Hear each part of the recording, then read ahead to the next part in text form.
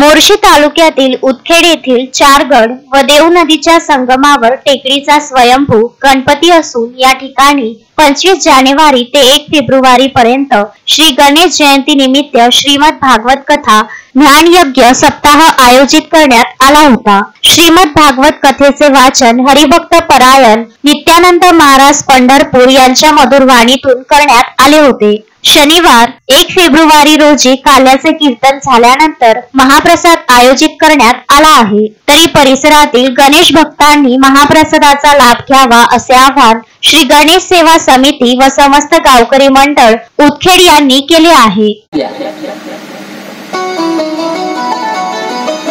कृष्ण परमात्मा आपण जीवन जगताना कसं जगावं सांगायला लागले।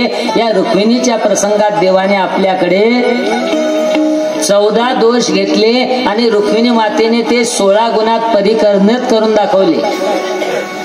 स्त्रीला कधी आपल्या पती दोष दिसता कामा नये, शिष्याला कधी गुरु दोष दिसता कामा नये। शिष्य जर गुरुमध्ये दोष पाहिला आणि सेवा करेल तर सेवाही घडणार नाही, सेवेचा आनंद येणार नाही, लक्षात घ्या।